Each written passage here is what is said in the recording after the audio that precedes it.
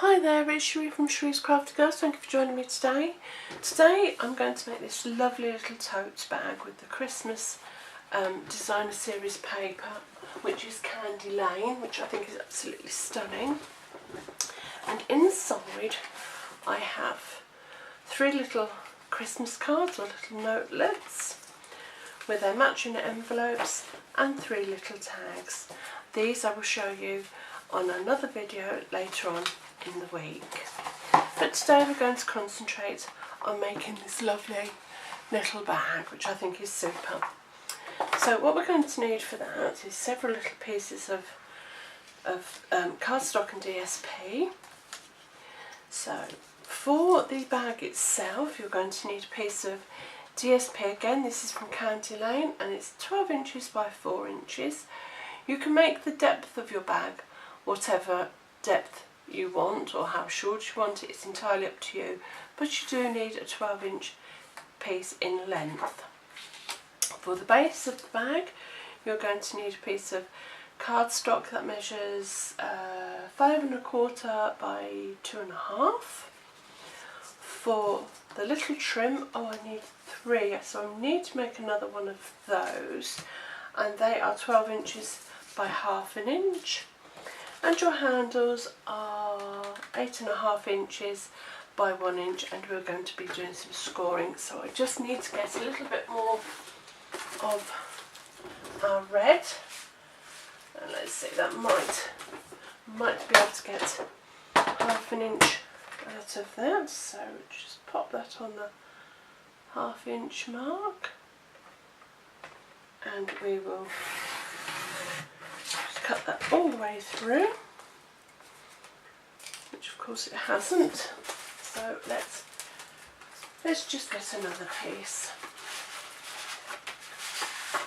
That's not 12 enough. Let's take a full sheet and just do the 1/2 inch because I'm getting a little bit flustered. So we want 1/2 inch top and bottom, and do need to, there we go, pop that to one side, and that's the other piece of trim. So bring in your scoring board. There's really not a lot of scoring in this one, so we're going to take the handles and you're going to score at 1/2 inch, but you're going to come down to about 1.5 inches there. So what I do is I come across and I just pop a little dot there, and I do the same this end before I start scoring. Find 1.5 and put a dot, pop that one underneath, making sure it's fully aligned, and do your dot and your dot, and then just do your 1/2 inch between those 2 markers, and of course I can't see that one, there it is. So 1/2 inch just between them 2 dots, and the same there. So where your dot is, come down to your dot there, and that's your handles.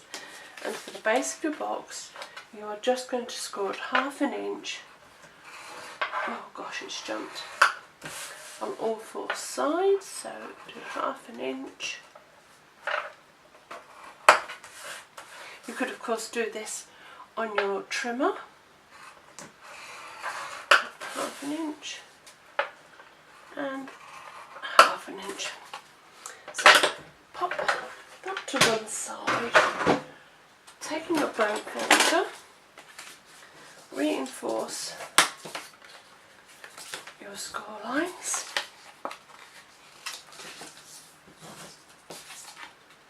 like so, and your 2 handles just the middle bit where you have scored it, and it should just about score in half like that one, and the same here, like so. And then what we're going to do is taking our snips just going to cut up the long side at the score line. I'm just going to trim that a little bit neater, like so. And the same here, cut up that score line and just notch in just a tiny weeny bit.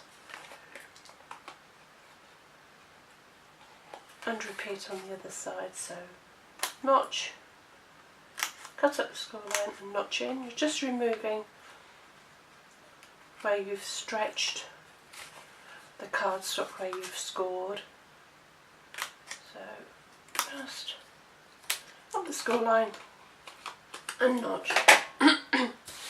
Bring in your silicone mat and put some fast fuse or sticky strip or Tombow, whichever is the adhesive of your choice, and form your box, making sure your corners are beautifully aligned as normal.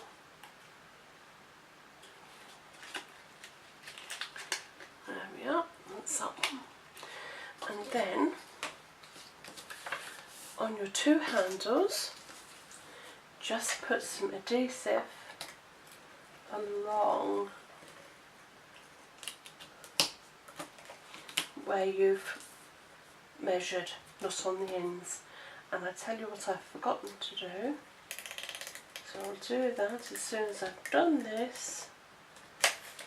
Oops. Taking your corner rounder, just round your corners just to make them a little bit softer looking. So pop your corner rounder and round those corners. I'll do the other one while I've got it out. Don't need that now. Pop that out the way. Round your corners. It just makes them look that little bit neater. You don't have to, you could leave them square. So, round in them corners. And then fold over and adhere those and just curve it slightly with your bone folder. So fold it over, press it with your bone folder. That will leave you your two squares, which we'll use to adhere the handle to the box. And there's our handles. So pop all that to one side, and now we'll bring in our bag itself. And you're going to take your sticky strip, which I think is a lot easier this time, and you're going to put that just on the edge of the bottom. Make sure I have got the bottom, yes, the bottom of your DSP, like so, and cut that off at the end, and then turning it over, put a piece. We do want it that side, don't we, if we're rolling it round? Yes, we want a piece on here, like so. So the first thing we're going to do, now you can completely take the strip off completely. I prefer, I'm going to mark the box just about 2 inches, just a little mark, and that's going to show me where I'm going to start placing my DSP. Now I don't take it all off, I just remove a little piece, and where my mark is, I've marked the wrong side, so let me just do that again. 2 inches. Now I'm going to start by placing my DSP right on that line and right on the bottom of my cardstock. nice firm corner, keeping it right on the bottom of that box, and you're just going to fold it round, and then again nice sharp corner, still keeping it aligned to the bottom of your box, like so. Carry on right the way around, removing your strip as you go, keeping it nice and neat to the bottom of the box. Nice sharp corner. Bring it round again and again, just easing it but not creasing it. You just need a crease in that bottom piece, and then before you get right to the very end, you just need to remove your horizontal piece of sticky strip, because you are now going to seal the box, making sure the top meets completely. And there you are. And just take your bone folder and just run it along the inside of your box, just to make, or bag I should say, just to make sure it's all stuck. And there virtually is your bag. Isn't that brilliant? So we're going to take our sticky strips now, and again pop in. Let me see if I've got some wide. You can use Tombow for this if you want, if you prefer. But again, put your sticky strip along your trim.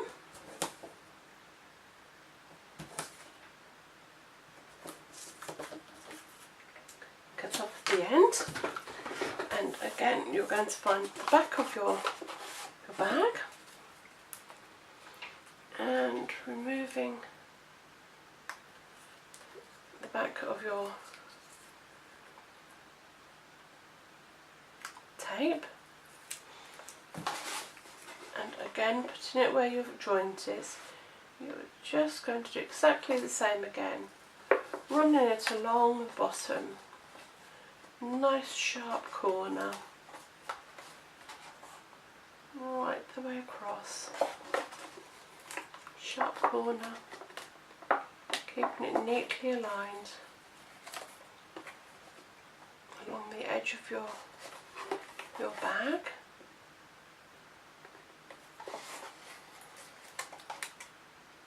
Sharp corner again, and keeping it, let's say, on the edge of your. Now you can leave it to cross over if you want. I'm just going to trim that bit off so it sits nice and flush. And there's the bottom trim. Now you're going to do exactly the same with the outer trim. So we'll put our sticky strip along our trim. While I'm here, I'm going to put it across that one. Save me doing it in a second. So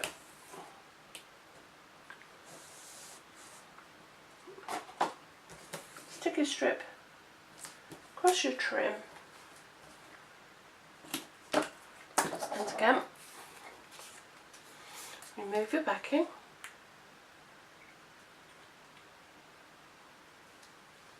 of your sticky strip if you can.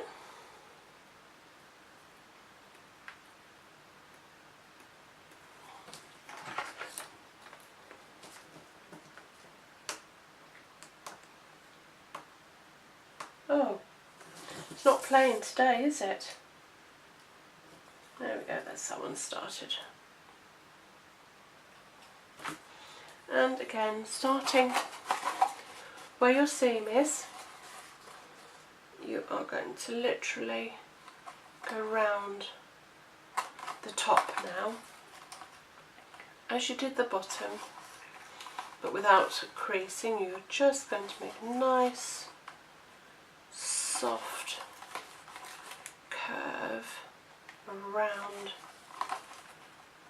your bag until it gets back to the same where you started off. As I say, you can overlap if you want to, or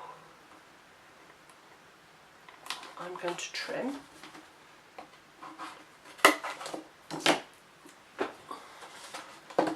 And there is your beautiful trim to your bag.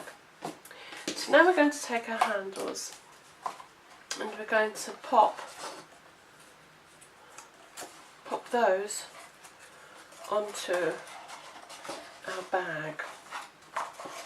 So let's do that one there. So with your hole punch, actually I think what I'm going to do is I'm going to use my piercer just to mark roughly where I want, and that's sliding all over the place. So I think I'm going to have that there. So be careful you don't go through with your fingers. And I'm going to put that one there. So again, using your piercer, just marking where you want your holes. That way you can come along with your punch, align it and punch a hole. And the same there. And in your handles. Just to make a neater hole for your brad. So that's that side. Now you can squash it gently, and again pop a little hole using your piercing tool. That shows you where those holes are going. And you want to put them in the right places. So that's there. And again, pop your brad more or less through. And then you'll do the same on that one, which is back there, which isn't very central actually. So we'll pop you there, pop you through, just so it's marked the handle and the back of the bag, and you're just going to do exactly the same. So punch your holes through and in your handles. It seems a lot higher, so I'm going to come down a little bit on that one, and the same with that one, in the centre, and your holes. Taken 4 brads, which I've had to buy independently because sadly Stampin' Up! Don't do them anymore. So put your brads through your holes and open them up, and making sure they're length, so they're along the side like so. Okay, and then do the same with the others. Pop it through both holes in your bag and open, and put them aside on. And there's that little one, and the same this side. Pop it through and onto your bag, open them up. Ooh. And swash them down. Last one.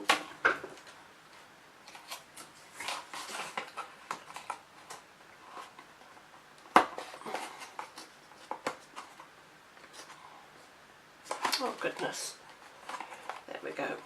And there is your bag. Now just to make it look a little bit neater, taking your last strip, taking your back Sorry, didn't realise that the camera had cut out and stopped recording. So what I did, I peeled the strip, the backing off of the last piece of trim, and we just pop that around the inside of the bag just to cover all the brads, exactly in the same way she did on the outside. And I went ahead and I used a 2-inch punch with some red, so a 2-inch punch with the same DSP, and I've here used the black baker's twine just to make a little label. And that is how we did the finishing touches of the bag. I'm so sorry that it didn't record. I didn't notice that the battery had died. Well, I do hope you've enjoyed the tutorial. I'm going to, in the next tutorial, I'm going to show you how to make the envelopes, the cards and the tags to match the little bag that we have made. Well, I've hoped you enjoyed this tutorial. If you have, please like and subscribe. If you have any comments, please leave them. I'd love to hear from you. If you'd like to purchase any of the products used in this project, there is a link below to my 24-hour shop, or pop across to my blog, cherie'scraftyGirlsblog.wordpress.com, and there is a link there to my shop. Come and join my team. I'd love to have you on board. There's a link again below for that, or you can pop along to the blog and there's a link there. So until next time, take care. Bye.